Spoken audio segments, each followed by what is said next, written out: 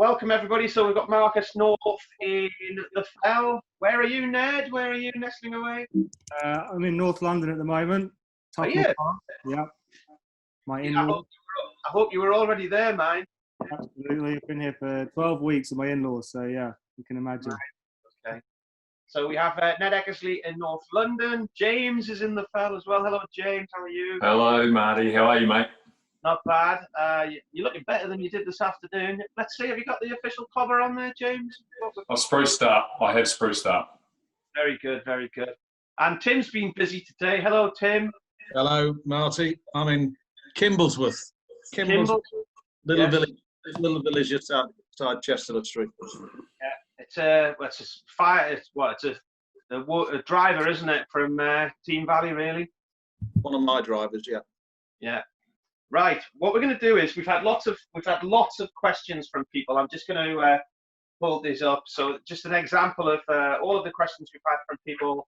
So I understand we have about 120, 130 of you online tonight. So welcome along. We are here in the Roca Riviera. So I'm just going to show you what's outside my window here, just to get an idea where we are. The port is somewhere out there. There you are. There are plenty of ships and things like that. So if we go on a little bit too long and we start to look like we might encroach on the NHS minutes of pause, which we don't want to do, we might have to do a sudden pause. And if we don't, we'll be drowned out by all the noises of all of the ship sirens that are out there, because they've been in their full chorus at each week now. So I think it's week number 10 tonight for praising the NHS. And it's also the last week that we're doing it as well. So signs that perhaps we are moving on in the right direction. And I'm going to start about moving on in the right direction. Some of you may have seen an article on Cricket Info last night, and I think it made one or two of the papers today, suggestions about how the new framework of a new season might look. Now, if we bring Tim in here, Tim knows a lot about that, because Tim's written the report which the professional clubs were discussing today and which the ECB have been discussing today. So, Tim, if you can explain to us where we are and what it looks like we could have as a season, because rather than have nothing, it looks like we might have something to look forward to at the beginning of August. Yeah, can do. I'll share as much as I possibly can. I mean, a fair bit was publicised last night by George Bell, and again, I think in the Times this morning. So quite a lot of this stuff's out there. Most of it is accurate. I'll just take you back 2 or 3 weeks at a CEO meeting, and I've got to say, at that stage, the world looked very different. I think the general feeling was that we were not going to get any domestic cricket this year, and the best thing that we could hope for was international cricket behind closed doors, and even that wasn't certain at that time. So I'm pleased to say that Richard Gould from Surrey and myself, particularly, I think, were very, very keen to do whatever we could to get domestic cricket on. We didn't want to die wondering about what might have been, and we didn't want to be in a position if things in the country dramatically improved that we didn't have a plan, because I think that would look ridiculous. And one of the things that going through Richard's head and my head is that we'd have football being played, we'd possibly have we'd certainly have international cricket being played, recreational cricket being played, and yet we wouldn't have domestic cricket being played. It just didn't seem to, when you look at it like that, it just didn't seem to make any sense. So we got round a table and sort of brainstormed a few ideas and came up with a proposal, an itinerary, which covers off August and September, which is the plan at the moment. That's the proposal that's on the table. We discussed it today with all of the CEOs. We've been through what they call the professional game group. We've socialised it with some members of the ECB. We've got a little bit of work to do with it. The next stage in the process is to socialise that with Cricket Committee on Monday afternoon, which I'll be doing. And then following that, then that'll be a sort of formal proposal to the ECB board. I think it's on the 12th of June is the board meeting. So not too long away, to be perfectly honest, just to get approval for that. The bare bones of it are we've got a red ball solution, we think, and we've also got a white ball. I mean, I'm happy to chat amongst the guys about what that might look like. Otherwise, I could talk here for 30 minutes, and I'm sure the listeners don't particularly want to listen to me. But doing a great job, Tim. Yeah. Well, in a nutshell, just give us an idea of, we're talking about, I think, 5 county championship matches on a regional structure, aren't we? And 10, maybe more T20 games, depending. Yeah, if we get the start, so the first thing I think there's been an announcement today is that there will be no official cricket before August the 1st. There may well be some friendly matches played during July as part of players' preparation. So if we assume that we start again on August the 1st, July will be a 4-week lead-in time for players to get themselves back into the swing of it, to play some games amongst ourselves, etc., etc. We'll look to start in August. We will look to start with Red Ball County Championship cricket. We've deliberately kept ourselves in small groups to reduce travelling. So effectively 3 groups of 6, which are your 18 counties. Northern group, sort of central group, and a southern group all play each other once. That's the plan at this stage. So 5 games each. And then we're looking to be very innovative at the end of those group stages by holding a very first county championship final played over 5 days. And we're hoping that Lords will be the venue at the back end of September. So we're all pretty excited about the Red Ball stuff, because I think everybody made an assumption for sure that Red Ball wouldn't be played. We're very excited about the fact that we've got a very nimble, agile, new sort of format, which I think everybody, I'm sure Ned and Frankie and Marcus will have a view on that format. Even though it's going to be really, really short, we think it'll be an exciting format, and it'll grab the attention of all of the fans out there, and a lot of them are dedicated Red Ball. So that's the Red Ball stuff dealt with. And the white ball is simple. It's blast. 2020, same groups, but play each other home and away, so 10 games. We're hoping to get quarterfinals away as well. We think there's a little bit of a slot there, quarterfinals. But certainly the plan is to have a finals day at Edgbaston as originally planned, albeit at a different time of the year, with 4 teams qualifying for that. So quite a decent blast season, to be honest, if we can do that. So whilst 2 months didn't sound very much cricket, we'll be packing an awful lot in to those 2 months, and I think, and obviously I'll bring Frankie and Ned in and Marcus here, I think it's going to be very, very, very competitive, because there's a lot at stake. There's still selections for winter tours, and there are players clearly playing for contracts. I think in the whole of the first class game, we've got 138 players in the last year of their contracts. So I think we've got a responsibility as a game to give them every single opportunity to get out on the field and show us what they can do. But guys, I'm happy for a view from you guys, obviously, in terms of what I've just said is the proposal. Yeah, I mean, look, from my point of view, it sounds very exciting, Tim. I think we're in a position now where we've been in this lockdown for 10 or 12 weeks, and again, the announcement from the ECB, stating the 1st of August is another delay. And we're all of us, from players to coaches to administrators, everyone involved in the game is desperate to play some cricket and see some cricket played. And I think, there is a potential silver lining to this. I think when you look at changes or making changes in cricket, it can be tough to get those changes through. And, we're potentially looking at an exciting, concentrated period of cricket, certainly around the championship cricket. If we go to that kind of group zonal games with a final at Lords, I think will no doubt present a very high intensity 4-day competition, which by the nature of where we are and the position we're in, could actually show us that there might be another way of doing things and an exciting way of playing county championship cricket. But yeah, look, the proof will be in the pudding when we, hopefully we get that opportunity to see how that goes. But there's no doubt that if we do play in August and September, it's going to be a lot of cricket, a lot of days of cricket and travelling around that. And like you said, Tim, there's a number of guys that are all over the country that are coming out of contract. And when you're playing that volume of cricket, you are going to need your squad. And that depth in that squad is going to be vital, because it's not like you can play 12, 13, 14 players for 2 months, pretty much back to back. You're going to have a pretty, in-depth squad. And I think that's going to produce opportunities and some really high quality cricket for some of these guys to prove themselves. James, are you already scratching your head and working out who you've got in your ranks and who can fit in where here?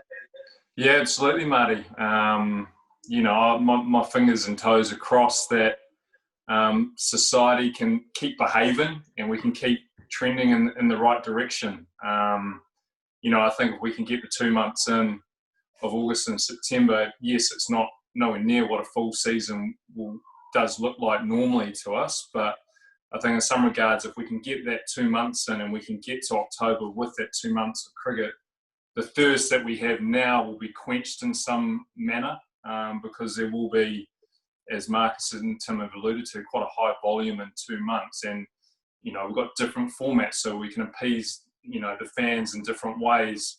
There'll be the traditionalists who like the red ball format, and there'll be the other side of cricket which, enjoys the 2020 format. So my fingers and toes across. I mean, August 1 is still, 2 months away, but all of a sudden that'll creep up quite quickly. And more so for us, if, as I said, society keeps trending the right way, that we can potentially get back to training properly July 1. And 4 weeks isn't a lot. I mean, let's not forget that if we get to July 1, all professional cricketers would have pretty much had 3.5 months off. And that's pretty much like an off season. So we're kind of going to be starting from scratch. Sure, their fitness might have been kept up on their own in their own backyards and makeshift gyms over the 3 months. But in terms of cricket, they wouldn't have had that competitive skill training for a few months. So it's going to take a bit of time. But there'll be huge excitement, huge energy from all professional cricketers, administrators, fans right throughout the country to hopefully get a start in domestic cricket in August. I mean, we probably won't see much of Ben Stokes, but for instance, he just ran his first half marathon 2 or 3 weeks ago to raise money for NHS charities. The Strava map that Chris Rushworth has at the moment is pretty impressive. He's been up and down Pension Monument as well. I mean, we've been putting the miles in and having a go. He's been trying to keep his fitness going as well. So you mentioned the fitness side of things. If we turn to Ned, an interesting one for you, Ned Eckersley, because you are in London. So how have you been keeping yourself fit? Because you've been in a different situation to the rest of us, haven't you? In the metropole, so to speak. Yeah, so I think it's more the same. Excuse me. I mean, we can do a lot of running, and like Frankie says, a lot of the time it's been makeshift stuff, what you can get hold of online, buying dumbbells and all that kind of stuff as quickly as possible when lockdown came into action.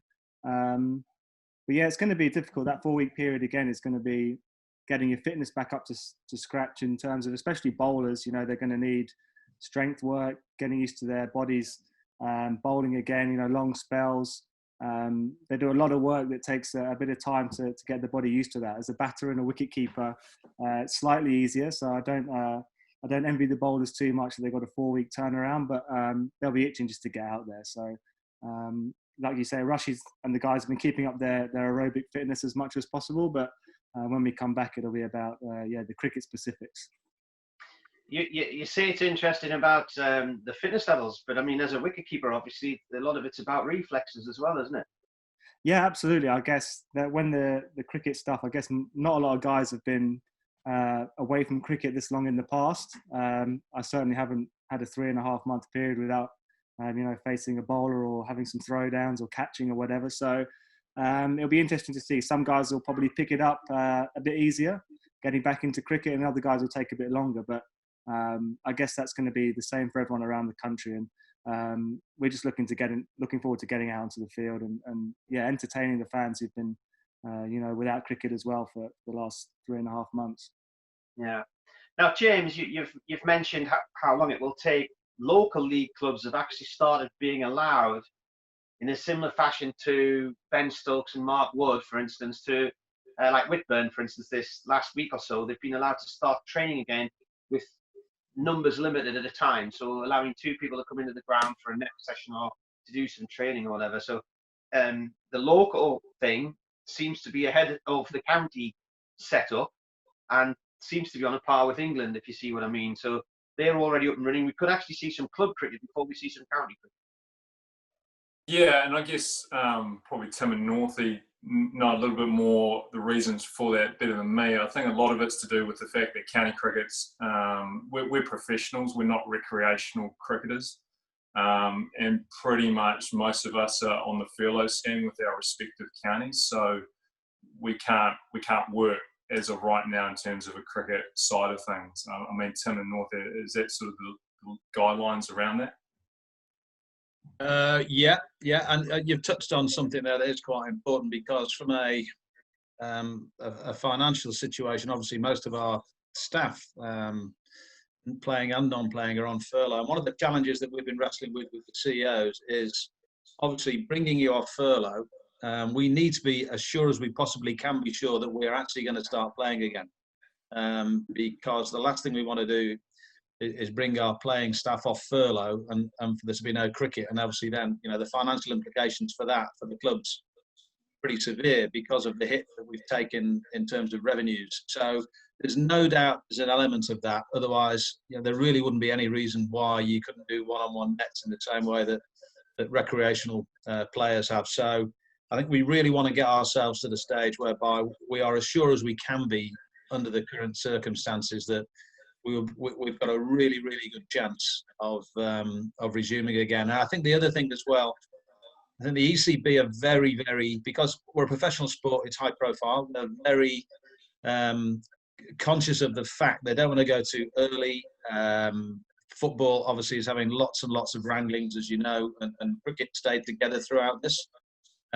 We are doing extremely well with our government relationships. They're very supportive. So we're following all the advice that we can be given to make sure that we've got the best possible chance of when we bring our players back that we're going to be able to play. And it's frustrating. I mean, I know it's very, very frustrating.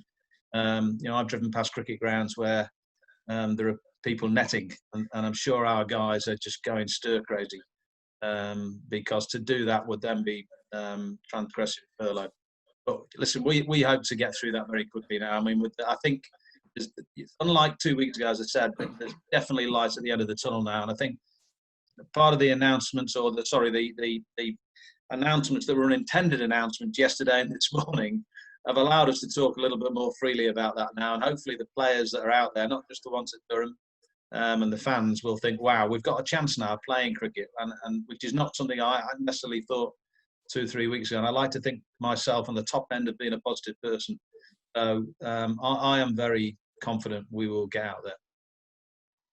Good stuff. I think you mentioned this afternoon there was a suggestion that fans would, if fans can come into the grounds, they would be able to attend matches free. Was that in the championship, or is that in all competitions? Or no?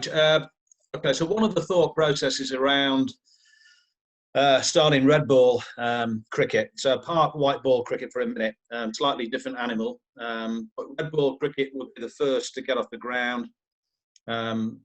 Behind closed doors is probably an assumption for the first couple of games, although Richard and I are very keen to explore that, and things are moving so quickly. We think it's possible certainly to get fans in, even for those first games in August. If you think about where we are now, and I think Frankie said, like, we're 10 weeks away almost.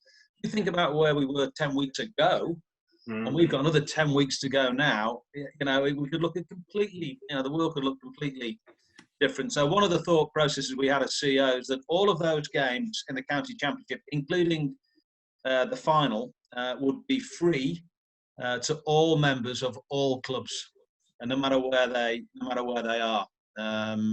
So, and I think that would be a fantastic way of giving back value to members. Not just they wouldn't just be able to go and watch their own team and their home games. We've got lots of northeast people who live down in London who could go and then watch cricket somewhere else. So I think that would be a huge benefit. That's definitely on the table at the moment. Yeah. We've had a message that splashed up on the screen while we've been talking. Will there be a 50 over competition this year? No is the answer to that. Well, it's no at the moment, right. But there are. there are so many moving parts on this. So we've got a 2-month season that we've looked at. We've also got a 1-month season. What if, there's a second spike and we can only get September in? So we've got a blast-only season on the table as well, sort of proposal too. There's a proposal that's a bit half and half. Just what if we can't get out there until the middle of August? Would that then enable us to play a straight Royal London knockout like the old Gillette Cup and the old NatWest? Whereby, it's one game and you're out, the old FA Cup type thing, and then plug a blast on the end of that. So it could end up just being a white ball 6 weeks.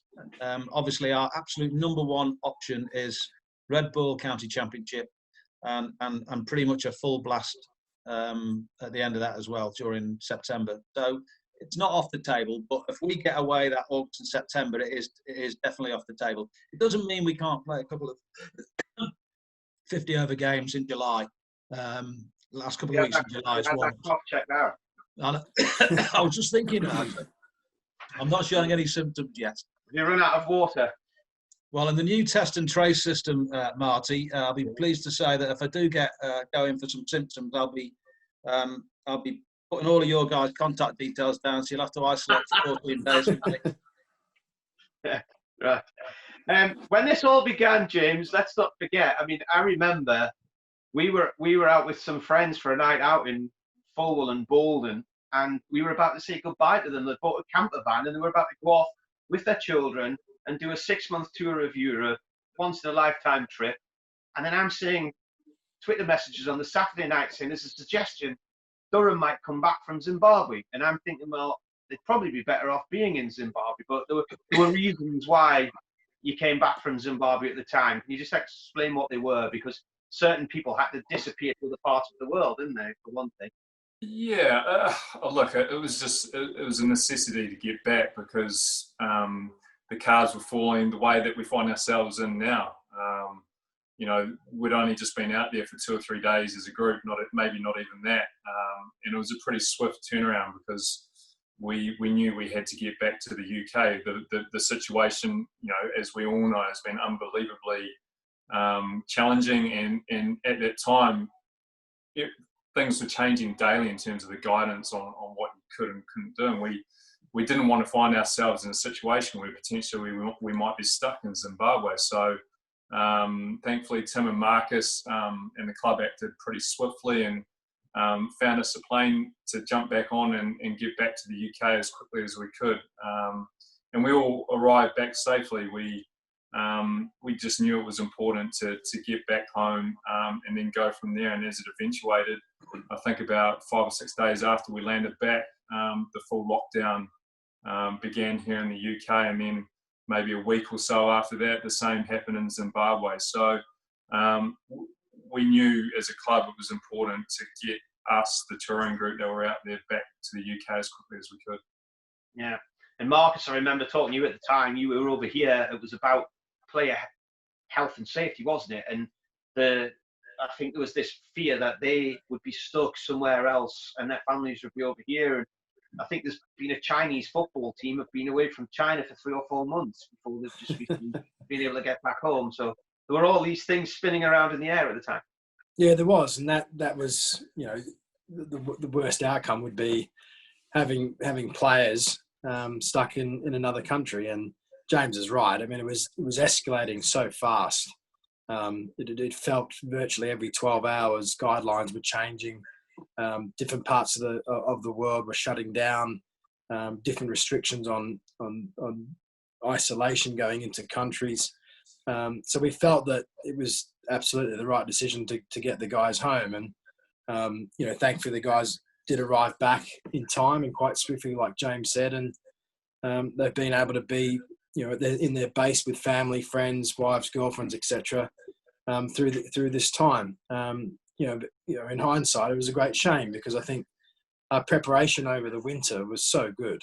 And I'm sure Ned and James can elaborate on that a little bit more. And the preparation leading into an exciting prospect of a summer of cricket for Durham was trending really well. And I think Zimbabwe gave us a fantastic opportunity to go to a country that English teams haven't toured for a long time. I know James and Ned and the players said the hospitality and the way that we were looked after, only in a very short time, was very much like an international travelling team going to Zimbabwe. So I'm sure if the guys had their chance to have the 10 to 14 days of preparation, it would have been arguably one of the better pre-seasons the club's been on. So it wasn't to be, but thankfully the guys came back safe and sound, and yeah, we're back okay, trying to ride it out, waiting to get another start time.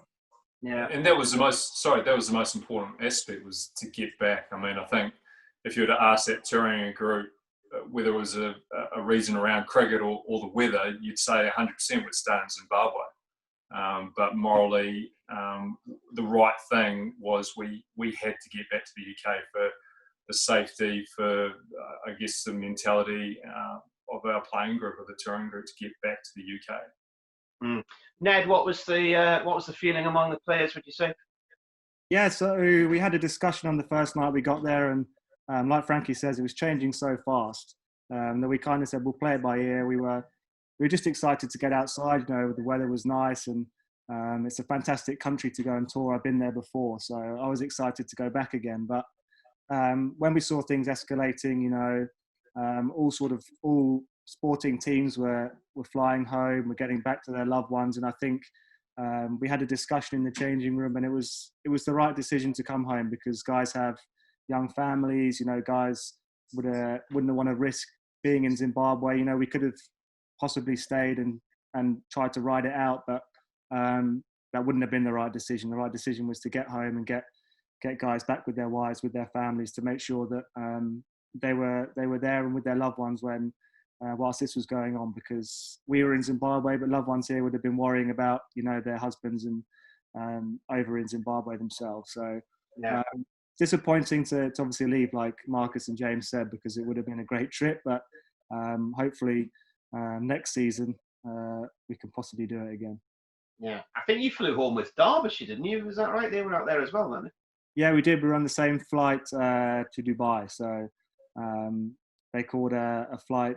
They were a bit more up in the air than we were. I think we were sort of sorted pretty quickly. Their players were on the computer trying to book their own flights home from Zimbabwe, and it was a bit of a panic for them. But luckily, yeah, we managed to all get home safely.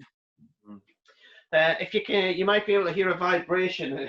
There's a ship about to pass my shoulder, so just coming out of the docks. I should have checked the tide times before we did this one. Anyway, we've got some questions I'm going to head to now. I think we've already got the answer to this one, Tim. Paul Fowle says, if no cricket is possible this summer, will the club's finances be able to deal with this? And Tony Morell asks, the postponement of the new 100 ball game, what effect will it have on the financial position of the club? We will be able to ride it through. Thankfully, we've done a hell of a lot of work in the last couple of years and got ourselves back on a much better footing, which I think most people are aware of. I think, if this had happened 12, 15 months ago, I think it would have been difficult. And it's difficult for an awful lot of clubs. I'm not saying it's easy for us, but certainly we certainly can ride this through and ride the way through to next season as well. So, I want to reassure our fans that, we're in as good a shape as we possibly could be. At the same time, that doesn't mean that some sacrifices are going to have to be made further down the line, depending on how things pan out. Because I think it's the furlough scheme is an unknown. About to get an announcement, I think tomorrow, about how that might change from August onwards. So whilst obviously we have our playing group, we've also got our non-playing group as well, and our hospitality business, and we've got a sponsorship hit. So there's a whole bunch of financial hits that we just have to accept. That's the way it's going to be, and we've got to work out how we can do that, and we're confident that we can.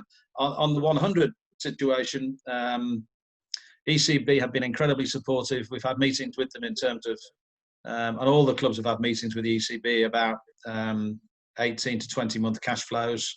And they're working out now what sort of additional support they need to give to each individual club, because individual clubs have different sorts of challenges. And the irony, given Durham's history over the last period, is that we're actually in a much better financial position than a lot of counties. And the bigger counties, particularly, who've diversified their businesses, built hotels, got huge conference revenues and income coming from those streams, which is exactly the right thing to do to reduce the reliance on the ECB. They're the ones that are really feeling the pinch on this, because whilst building fantastic facilities and having big turnovers is one thing, you've got to service that debt. So some of those larger counties are the ones that are certainly going to be in need of help from the ECB. But listen, the ECB have been absolutely fantastic. We'll find out on the 17th of June the exact financial hit that we're likely to get in terms of what we expect our funding to be. Right on cue there, Marty. There you are. Listen. I think that ship out there somewhere. I don't think the hit's going to be this year. I think the pain might be spread over the next 4 years, if you like, of the television deal, because I think it'd be incredibly difficult for the ECB to withdraw an element of funding when all of the counties have got their business plans, they've got their salary cap and playing staff and contracts and all those sorts of things are all set in stone. Very difficult for us to get out of those if we wanted to, and we don't. So therefore, this year I don't think is as much of a problem. It's a big problem in terms of what we're all having to go through, but I think financially, I think often with these things, it's the downstream effects that could be more challenging. But listen, as far as we are concerned, Durham, and I know that lots of people on the call will be interested in this side of things, given the recent history. I'm confident that we will not only be able to survive, but we will be able to prosper, which is good news. Yeah, I think there's probably going to have to be a moving of contracts, isn't there? I mean, for instance, the 100 isn't happening this year, so they're going to have to review the timescale of the deals that people have signed, for instance. And I've read recently about how Sky, for instance, the rights they have for T20, for instance, might be passed over months of the next few years and rolled on into the future, because clearly, we haven't had the season this year that we were expecting to have. So we'll see what develops there. You mentioned earlier in this about player contracts and how many players were up at the end of the season. Now, Helen Trotter asks, are there any player contract updates? Is there a thought from the club that players who maybe were going to come to the end of contracts this year might be rolled onto another year because of what has happened? Are you in a position to think about that yet or not? Is that a question for me? A question for you and Marcus and James. You can go. You can go away, Tim. Go for it. Marcus can start with that one if you want. Look, I think we know, no doubt, across the game, we identify that there's going to be a lot of challenges, in the coming months. And one of those has been identified, and rightfully so, is there's a large number of players across the game in the UK that are in their final year of the contract, and that's going to pose some potentially difficult decisions around those players. I think there's still detail around that getting worked through from an ECB, a game-wide county, and also with the player association, the PCA, which is basically the players' reps and union. Around a bit more detail to that. I think, like we've said all along, this is a pretty fluid situation, and I guess we're trying to prioritise certain things within the game. And one of the points that will be coming up in the coming weeks is, I guess, a strategy and how we deal with that, whether that's individual counties or from a game-wide decision of players coming out of contract.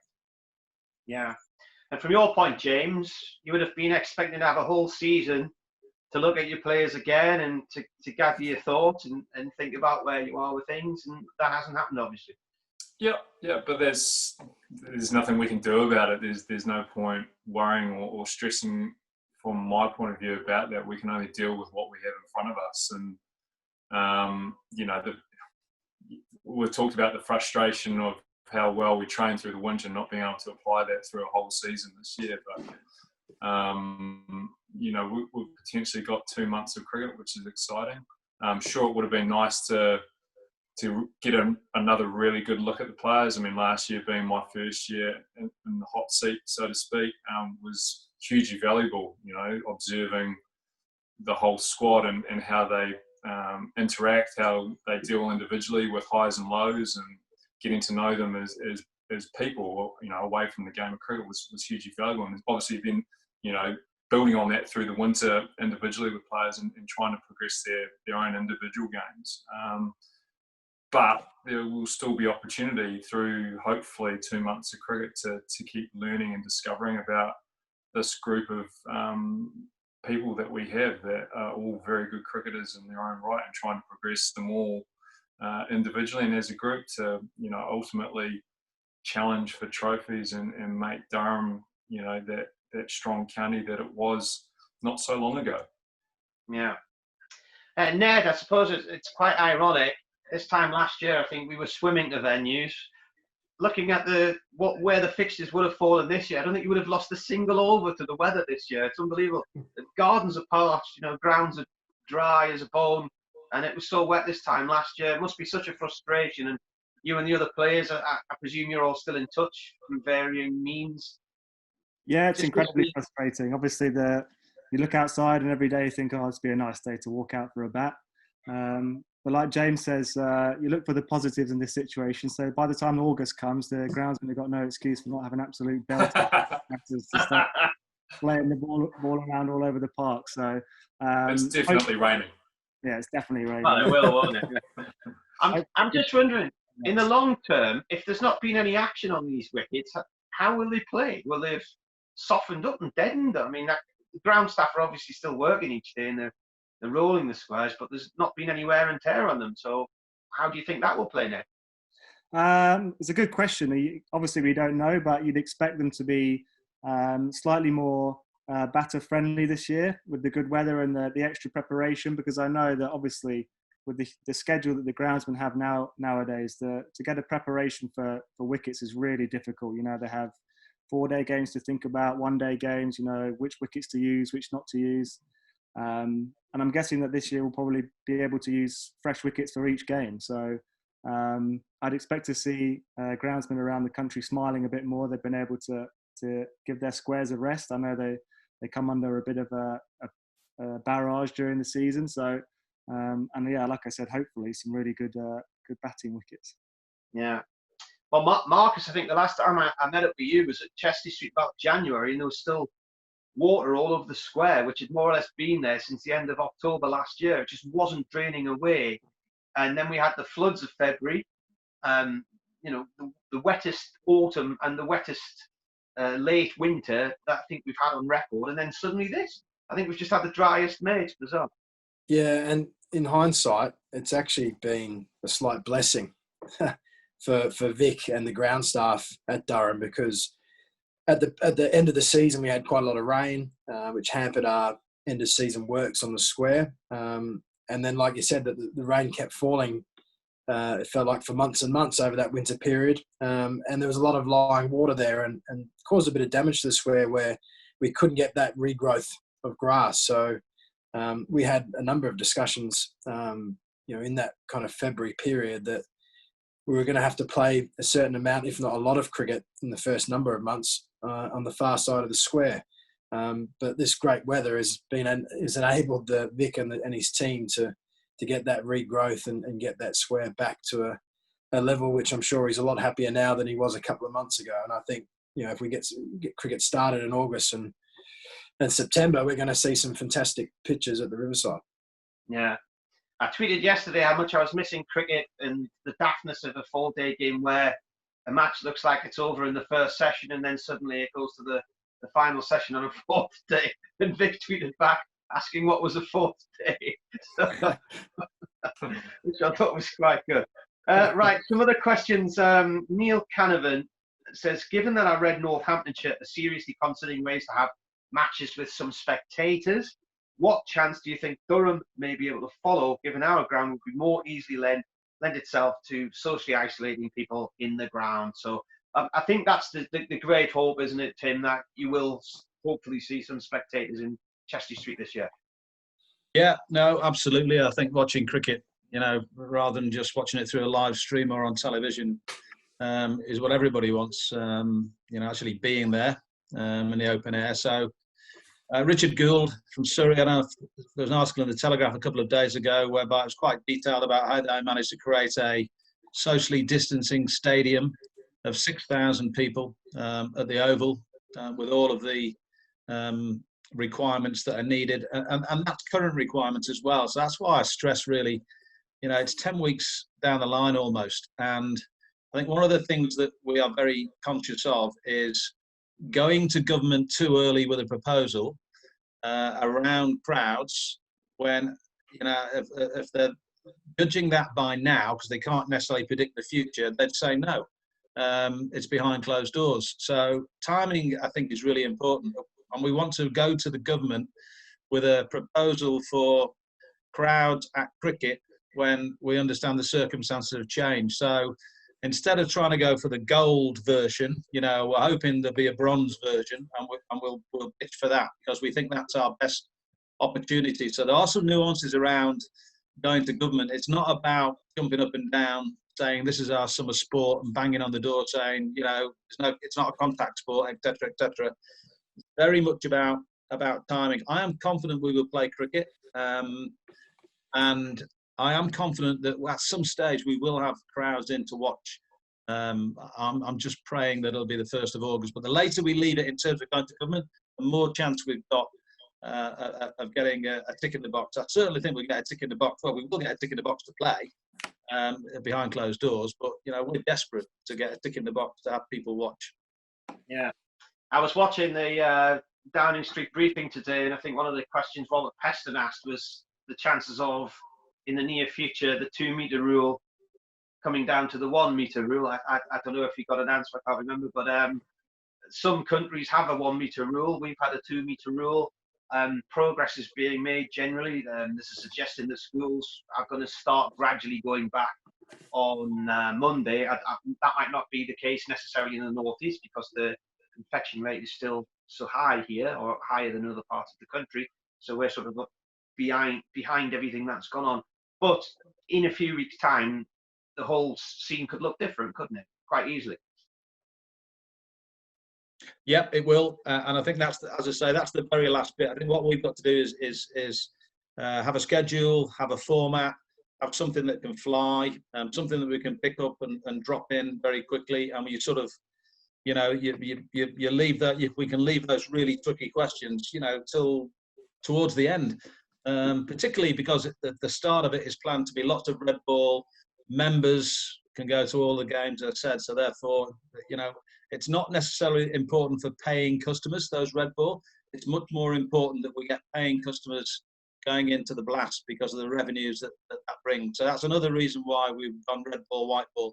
We're leaving Blast as late as we possibly can because, we obviously want crowds, in at Blast because that clearly makes a huge difference to all of the counties in terms of revenue. Yeah. Roy Todd has mentioned the fact that he believes your average Durham member would far rather attend 4-day county championship cricket. It's the most important thing as the members are concerned.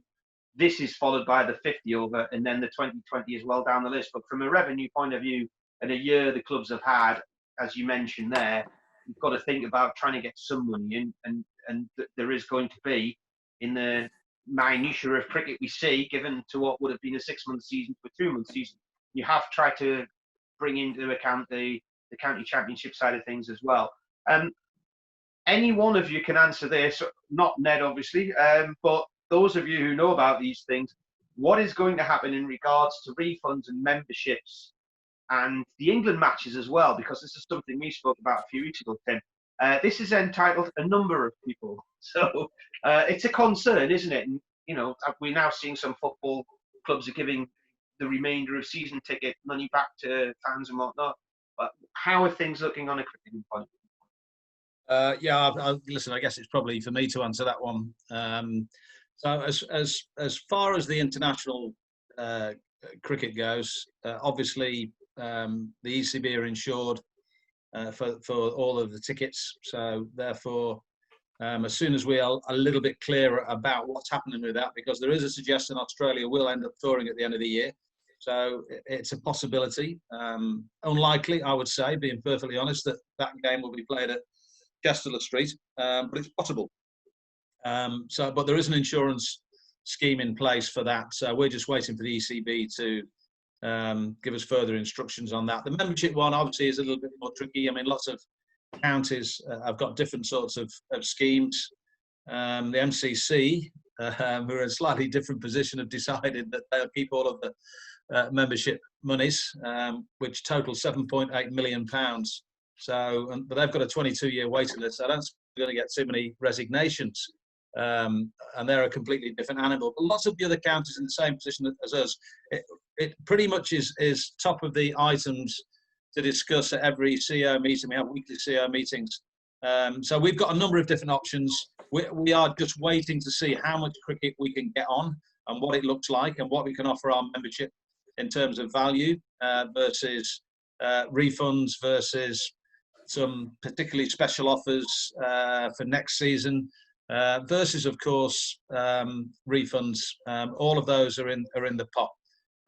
David Jackson, who looks after that side of our business, has worked up a whole bunch of different scenarios. And as soon as, and I know it's frustrating, as soon as we know more, we're in a position to come out with a really clear statement about what we're going to do with membership. But we fully understand that people have paid very good money for this year's membership. So hopefully when we come out with our proposals, the members will like it.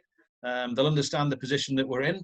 And I'd like to think that they'll understand that membership, and we absolutely value their long-standing support of the club. Okay, Marcus, quickly, there's a question from Don Clark about the nursery ground. It's been coming along quite nicely, hasn't it? Yeah, I popped over there the other day, and it's in really good shape, as you'd expect with the fine weather we've had for a couple of months. And yeah, there's been a lot of work on there, and I know that has been a facility that we've been really keen to get up and running. And there was obviously a lot of planning over the winter months to see that happen this year. And looking at the condition of it, once we kind of get back to some sort of training, I think that facility we can start using, which is quite exciting. I know that we're probably going to be limited in potential pathways and women and girls cricket. We're still a bit unsure on what that might look like for this year, but certainly moving forward into the future years, that we're going to have a fantastic facility that we can hopefully continue to invest in a little bit along the way, and get into a first-class facility for women, girls, a women's academy, and also our boys. It's been, I guess, a long time in the waiting. There's been a lot of investment from the club and other parties over the years to get the pitches put in. But yeah, you're right, Marty. At the moment, it looks really good and very promising to be used to the whole purpose that was put in there. Yeah. Looks like a lovely environment to play cricket in as well, on the riverbank with the trees in the background. Really, really nice corner of the complex. Time is nearly beating us because, of course, we mentioned the clap for our carers. It's the last one tonight, week 10. So we'll all be on our doorsteps whacking the living daylights out of pots and pans in a few minutes. My thanks to everybody who's joined us tonight. Ned in London, hope to see you soon, Ned. Yeah, you too. Hopefully we can see some members at the cricket, like Tim says, at some point. It's been a frustrating time for players, but I can imagine for cricket lovers everywhere. So this year we're glad there might be some cricket, and hopefully we can put some smiles on people's faces. And if things come the way they're progressing, we're still going to aim to win 2 trophies by the end of September. Yeah, fingers crossed. In the meantime, while we've had no sport on, I have been spending a bit of my time reminiscing. So on the Durham website, if you haven't seen it yet, Marty's Memories, I think there's about 5 of 6 different episodes on there now. My thoughts back on just periods I've enjoyed watching Durham over the 21 years I've been covering them. The episode that's going to go up this weekend, James Franklin features in a semi-final. Probably not want to remember that one, but there you are. James, thanks very much for joining us tonight, and Marcus as well, and Tim.